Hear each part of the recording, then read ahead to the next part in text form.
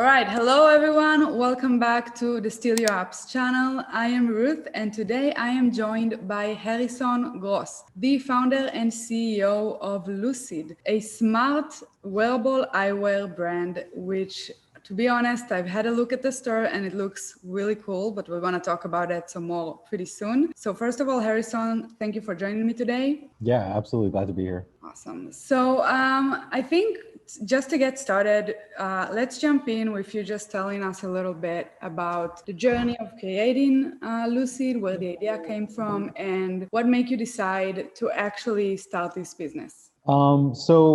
Basically, I was working in an IP incubator that used university technology to create interesting startups. And Lucid was one of those startups. And basically 3 years ago, we looked at the smart eyewear market. We saw it was a cool emerging space, but there were really no successful products in terms of mainstream adoption or mainstream use by prescription eyeglass wearers, which is something that we've really been focusing on. And basically, our goal is to add tech features, useful tech features to prescription eyeglasses. And the focus has been all over the place in the smart glass space. The focus is usually on feature overloading with, like virtual displays and all these other complicated technologies that basically make for an uncomfortable pair of glasses. Mm-hmm. So our goal is to, create a comfortable, user-friendly, smart eyewear product that is fully prescription compatible, but also suitable as your go-to all-day glasses. Because you see most of the smart eyewear products out there, the VR helmets, the thicker smart glasses, they're not really suitable to be your glasses that you wear to work or school. They're kind of they're still sort of gimmicky gadgets. They're for early adopters, and they're sort of testing out these concepts of AR and other things. Whereas our product is for the here and now, for people that wear glasses all day, every day, or wear sunglasses frequently. Yeah. And basically, we're offering them an affordable product that has all these great Bluetooth features in it, while also correcting their vision in an ergonomic and comfortable product, which is also matches the price of regular eyewear. We only charge $150 for our frames, and we only charge $35 to add a basic prescription. So it really comes out to the same price as what you'd pay going into any optical store and buying a regular pair of glass, but with the added benefit of all these tech features. Yeah, so I have to say, when I looked, I'm like a little bit obsessed with sunglasses. I wear them all the time and I have a lot of pairs. And when I looked in your store, I was like, okay, these are definitely glasses I would wear. I would buy it regardless of the tech features. So I really liked the design. I think you guys did an amazing job there. Yeah, and thanks. it's really like somewhere between a startup, a tech company, and an e-commerce company, a direct to consumer. How do you really see yourself how do you position yourself when it comes to these kind of things, to how you actually treat your customers and your product? Well, it's interesting. We're mass market, but we also see direct to consumer as really the most viable path for us, in the sense that prescription glasses are a mass customized product. So having these individual relationships with the customers is really great, because we can become their sort of go-to eyewear provider, and for years, once they start using our product and adopting our products. So we have that, and e-commerce direct to consumer has always been our core business model. Although we also are approaching sort of distribution into physical stores, really optical outlets. But with the direct to consumer, your margins are always better. You have more control over the customer journey, and you're able to sort of retain the customer. There's customer stickiness is a lot higher when you sell to them directly through your website versus through Amazon or through another B2B channel or something like that, because you get all the customer information. You're able to send them newsletters, you're able to send them discounts, and just kind of keep them coming back to your store in a way that you can with the other channels. And what would you say was the biggest challenge when actually creating this business? Because it is, like we said, it's a really tech heavy business on the one hand.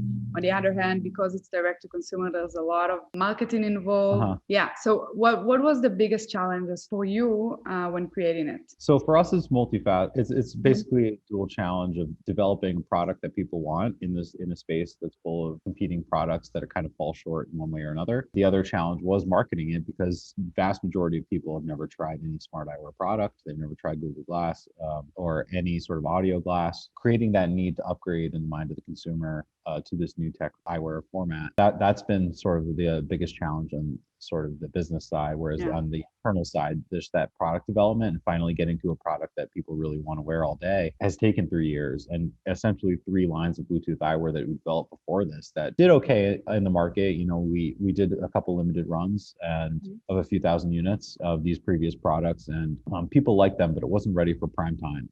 And basically what we learned from those, I wouldn't say non-successful, but those products that didn't make it all the way, allowed us to then go ahead and create this product that does have that potential of going mainstream. So it's been an iterative process. And over the last 3 years, we've been, testing and retesting and developing all of these different smart eyewear products. And finally, from what we've learned from all of that, we've arrived at a great product. And now it's really mostly just that marketing challenge of getting the user to see that need to upgrade their eyewear.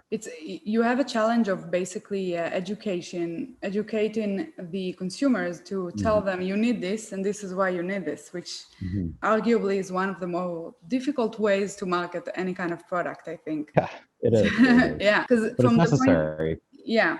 So how do you approach a customer who in their mind it's like, so I have my Bluetooth headphones and I have my sunglasses, why do I need to merge the two? Well, we've been playing up a lot on the convenience factor of just having the headphones and eyeglasses in one.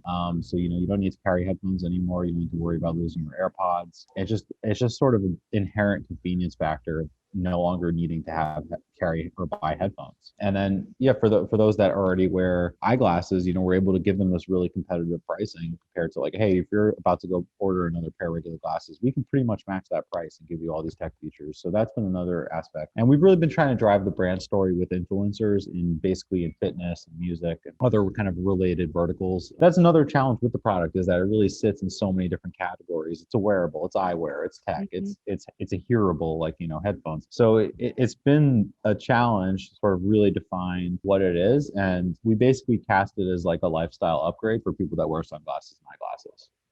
Yeah, it's also, I think when we look forward where our world is going to, things are becoming more not only audio focused, but also visual. At some point, we're all going to have to step away from our phones with augmented reality or virtual reality, and the glasses can really come in handy in this kind of scenario where you have that.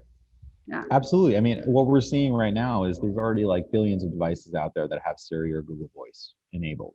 So you have all of these voice-enabled devices out there, and the voice AIs are getting stronger by the day to where, it's easy to conceive that in 5 or 10 years from now, you could design a website with your voice, or you can do sort of a complicated application with your voice. And that's actually something we're working on too. We're actually doing a little bit of software as well. We're working on an app, a social app called Verb, to further enhance the sort of voice functionality of the glasses with this software platform that allows people to basically speak to each other in voice messages and start sort of interesting conversations with people through their glasses. So you definitely have this rise in voice AI, because the voice is the easiest and most natural method of communication we have. So we're going to see these Siris and these Google Voices get stronger over the years and become more of, I think, a go-to computing method for people. And the glasses are a great sort of gateway to that. Yeah, it kind of makes me think of Clubhouse, which is getting a lot of traction lately. Yeah, sure.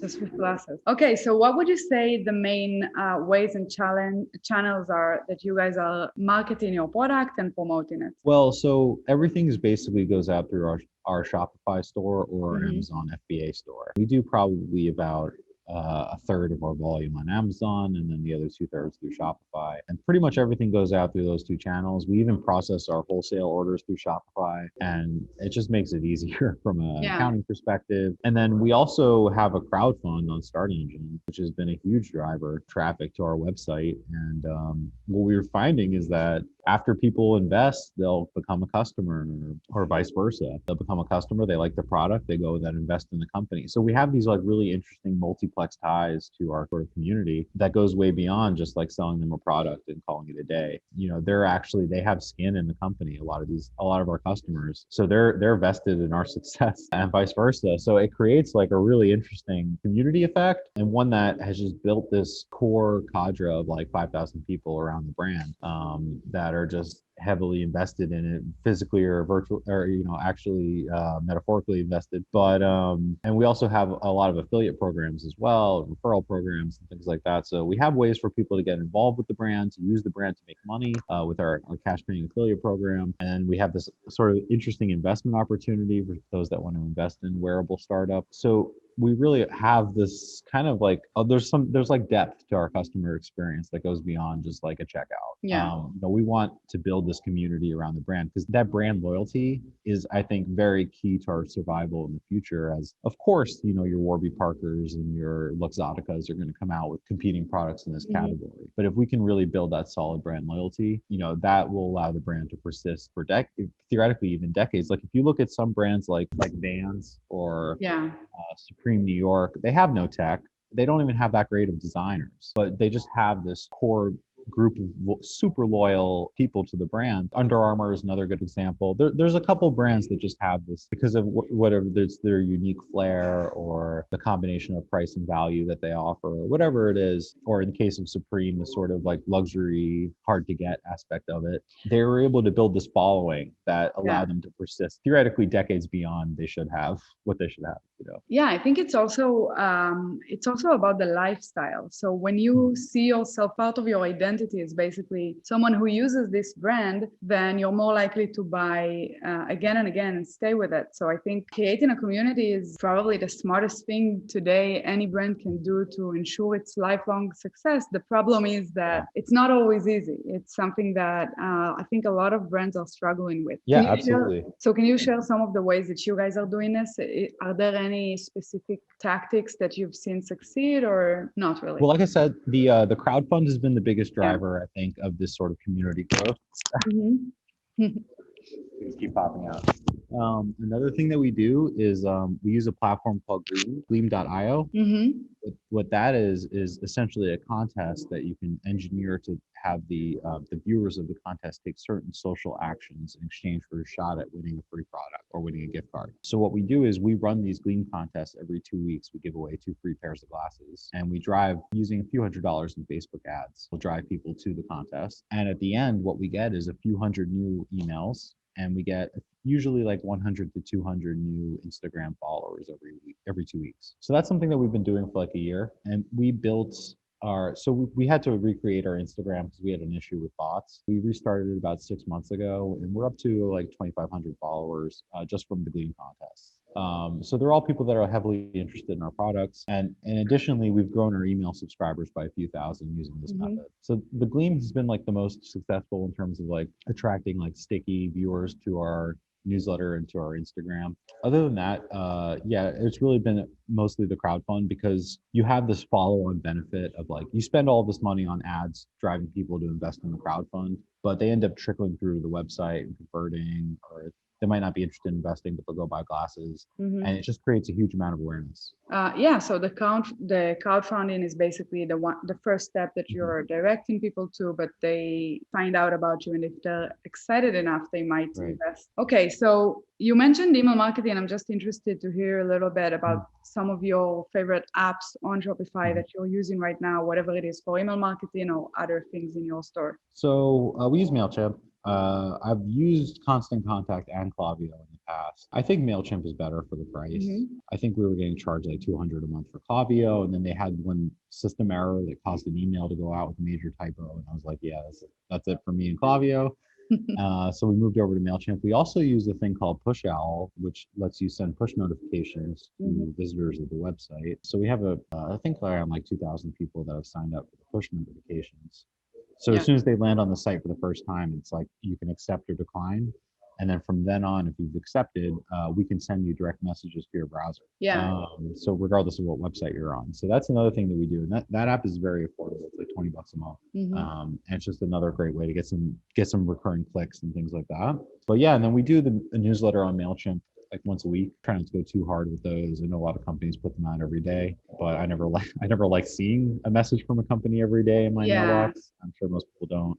It's a little funny. Yeah, so we do once a week. We'll include like a promotion, like either, review your product for $20 gift card, or, we have buy a pair for a friend, get $50 off this week, or we'll have a basic promotion like that. We'll do a roundup of our like latest influencer features, and that's pretty much it. And then that'll go out, and we've been doing really better so far with the newsletters because we've grown the subscribers so much, but we'll do like 500 to 1,000 revenue just off the newsletter. We'll get like 100 clicks off that, so that's a really good value for us. And we pay, I think, 100 a month for the MailChimp now, 75 maybe. And they also have a social media scheduler on MailChimp, which I think is an extra 25 a month. Really? Okay. And you can plot out all your social posts for the coming months and things like that. So it's not perfect, but it's a nice system. And then it also has a thing where it'll auto generate Facebook and Twitter posts that links to the newsletter as well when you send that out. So you get a little bit of social post out of it too. But yeah, I'm a fan of MailChimp. I think it's good value. The question is how do you get people in to subscribe? And there's like one thing that a lot of companies do is they'll have like a coupon pop up when you land on the website, or you enter your email and get the coupon. I'm not a fan of that so much. We'll do that sometimes using that top bar you might see on lucid.co. We have like the top purple bar that we can do different messages, and there's also an email collection version of that bar. So we'll do that as sort of a less obtrusive. We do have an investment pop-up right now, but that's just because we're running TV ads actually right now. So we want cable TV. Yeah, we're actually running cable TV ads right now because with the crowd fund, we've been seeing a positive return on TV ads. So it's it's a little bit of a bigger buy-in, but the amount of exposure you get in a short amount of time is very high. And then for like those startup colleagues out there that don't want to go and do a big cable buy, there's a service called Brandzuka, which lets you place ads in like Hulu and like streaming ads and do things like that with like a pay-as-you-go model. So that's another thing. We're actually we haven't used that yet. I just found out about it, and we're experimenting with it starting next week. So I'll report back and let you know how it goes with Brandzuka. That's really interesting. It's finally the pay-per-click model is finally getting to TV. I mean, even though it's training, yeah.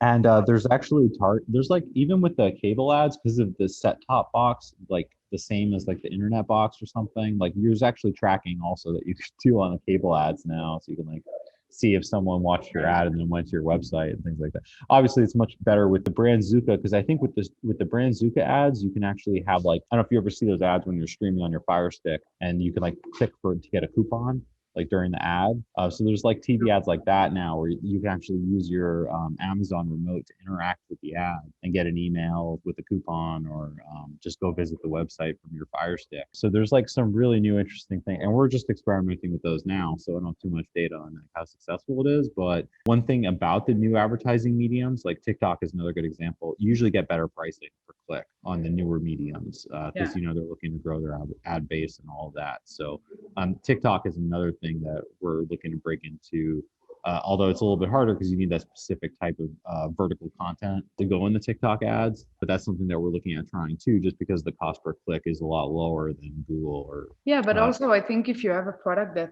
is very visual and could, I mean, your product could become pretty viral on TikTok. It could be something that's the hope. Yeah. Yeah, that's the hope. We've been running some TikTok ads too, even though our product is very, I mean, maybe TikTok is not the perfect crowd for this kind of product. It still works really well because, like you said, the traffic is just cheaper. So it's just worth testing it to see what comes off it. Yeah, that's what it comes down to, I think, is that taking advantage of those discounts. Primarily, almost all of our traffic comes from Facebook right now, as of right now. Everything to the crowd fund, to the website, almost all of it is Facebook. And then, we do some Amazon ads for the Amazon listing. But primarily, Facebook has been the driver of all of our investments, all of our shop revenue, and all that. So. Okay, interesting. Do you have any kind of organic traffic streams? Yeah, we do, because of these community building efforts and things like that. We do have that sort of core people, but in terms of what brings new people, it's, Facebook ads to the Gleam contest, Facebook ads to the crowd fund. This is like our bread and butter right now. And we're only seeing in the last couple of weeks that like, okay, since we just started the cable ads, we're seeing those are like performing a little better than Facebook, but it's also a lot riskier because the buy-in is higher. Yeah.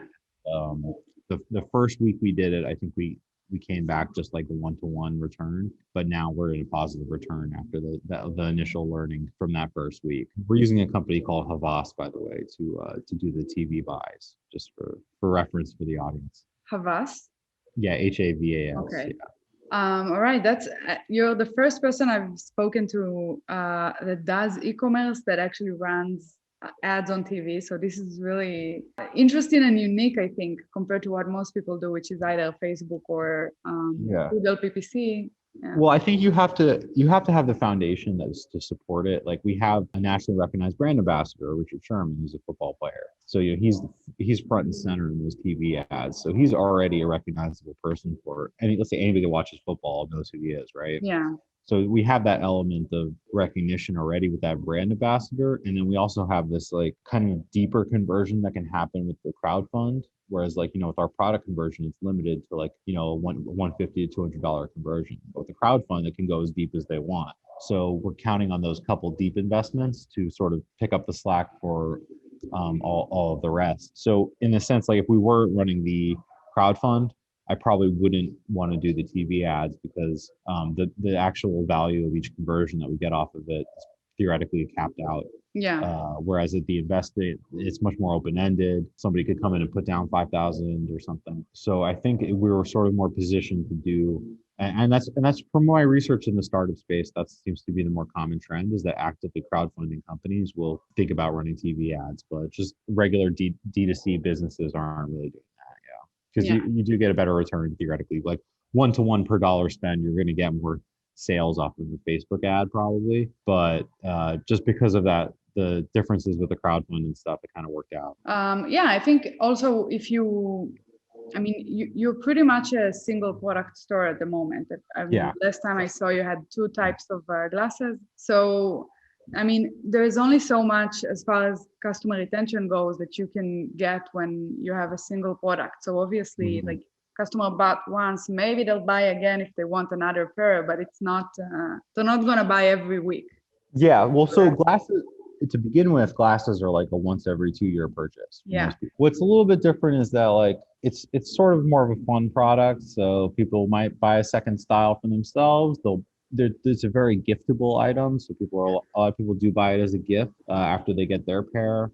So I think that we do a little bit better than once every 2 years, but it's still a protracted sales process. And we actually have a pending patent for glasses as a service, which is sort of what we're trying to do to address this, which is basically a pay per month glasses option. And what we'll do is have a interchangeable fronts, so you can get a new front plate for your glasses, different lenses or different style every month, for some de minimis fee. And so that's one thing we're looking at doing to get that recurring revenue going. Cool. And also with the app we're developing, that'll be another opportunity to get sort of ongoing revenue from our customers, opposed to the once a year glasses purchase. But we're trying to address all of those different things because we do see the value in recurring revenue. It's huge. It's the best business. The SaaS model is the best business model, and that's why we're seeing, well, just in my opinion. My opinion too, definitely. That's why Microsoft Word is now a SaaS. And, every other, Photoshop is now a SaaS, and every other piece of software is a SaaS now. And so glasses as a service, we see that as a potential future of the business. I was wondering if you're calling it gas or not. Yeah. So the customer pays $20 a month. They get their glasses up front, and they get a new front plate every month or two, so they can change the look of the glasses easily and affordably. And we think that's a potential recurring revenue driver. So we had to get real creative to come up with that for other businesses, especially for those in consumables and other things that are more frequently purchased. I feel like you have easier ways of doing that. So you have the subscribe and save kind of thing that Amazon does. If we were a regular retail store, we would have that 100%. And you have other things for different types of product. Eyewear is a little bit unusual, so we had to pull one out of the hat for the revenue. But it's interesting. Yeah, but I think it's also something that kind of builds itself. Like as you go along, you learn what people are maybe missing and what they might want to buy again in different ways, and just learn how to create a subscription out of it or even just some complementary products or whatever it is. So we talked a little bit about retention, which leads me directly into your usage of ReConvert. So you installed the app about 2 months ago, so you're relatively new users of the app, but I do want to hear a little bit about what made you install it, what were you looking to solve, and how you're using it. Well, originally I was looking for something that was like an upsell app while they're shopping. But this ended up being more interesting because I felt like that the mid-sale upsell apps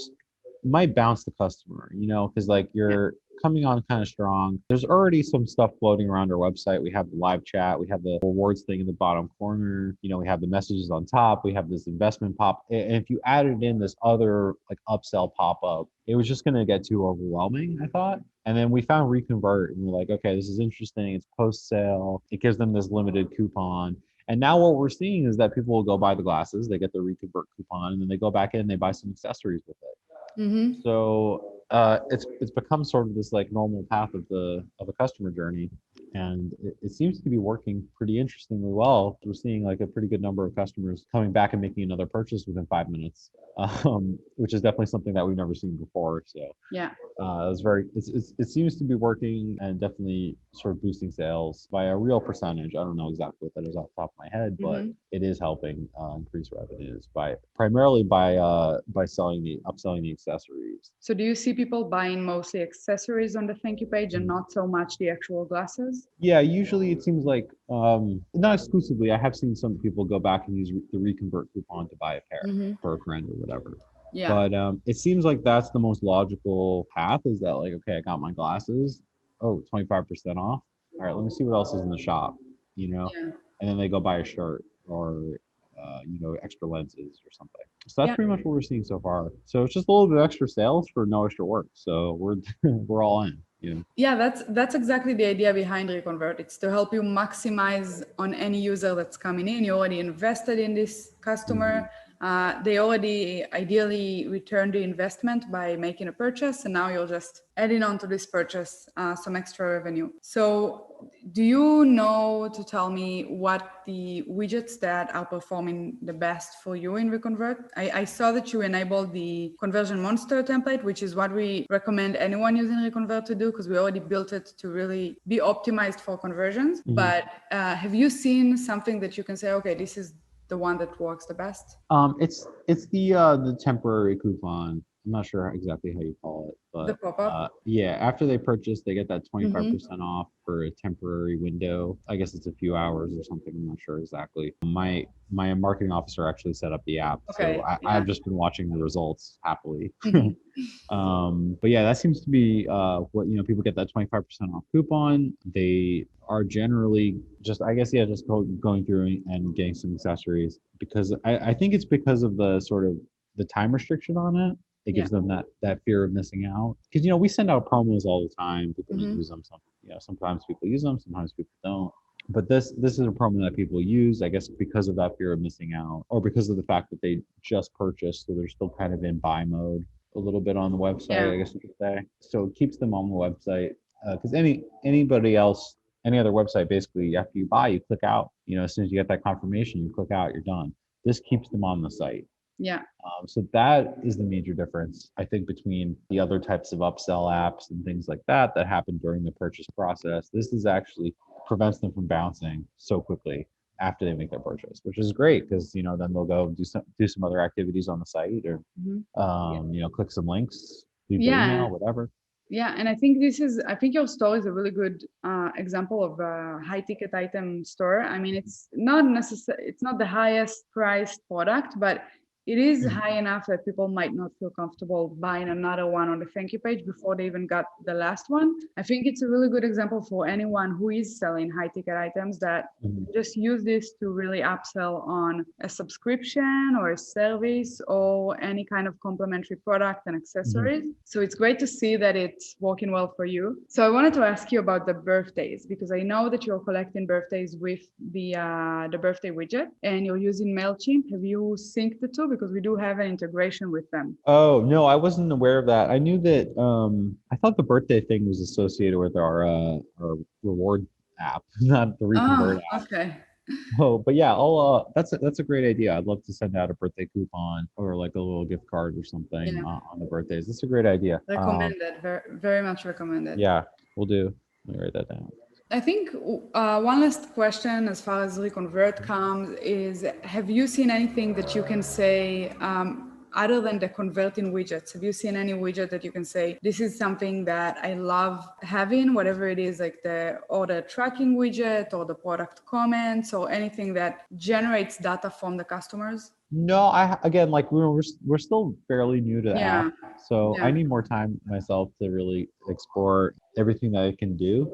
But I think just the way that it's set up post-purchase is absolutely right. You guys have really done it right, and even the way it's like shows the timer on the bottom, everything is geared towards getting that second sale, and it's done so in a way that's friendly and really I think captures the customer attention. yeah. So I think you guys have done a bang up job, and we'll definitely be using the app for the future. Okay, thank you so much for answering all of my questions and being Yeah, here no to problem. tell us a little bit about your business. Last question before we hop off is, what would be your number one tip for any entrepreneur beginning, whatever it is in tech or in e-commerce?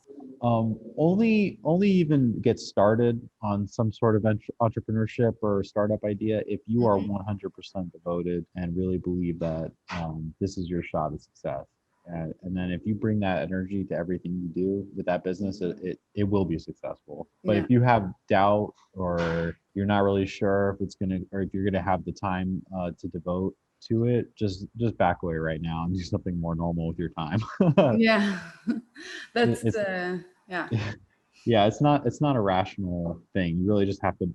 Startups never work on paper. You really just have to really believe in yourself and in the idea and do whatever it takes to get there. Yeah, I think it's a good point. You have to be prepared to work hard and long and maybe not succeed. And that's not something that everyone are capable or willing of doing. That's a really good point. So again, thank you for joining us. Yeah, it's been a pleasure. So I'm going to link down below any social profile and any way that you want people to connect with you. Sure. And good luck with Lucid. I'm probably going to buy a pair for myself at some point. Oh yeah, you should. So have a great day. All right, take care. Bye. Bye-bye. Okay, so this is it as far as my interview with Harrison. I hope you guys learned something from his experience building Lucid. I think they have a very interesting product as well as very interesting marketing tactics that not everyone uses. So I hope this was informative for all of you. If you are interested in getting a pair of these glasses for yourselves, we have a link with a discount down below that Harrison provided especially for our viewers. Let us know in the comments if you have any questions or anything that you want to add to the conversation, and we will see you in the next video.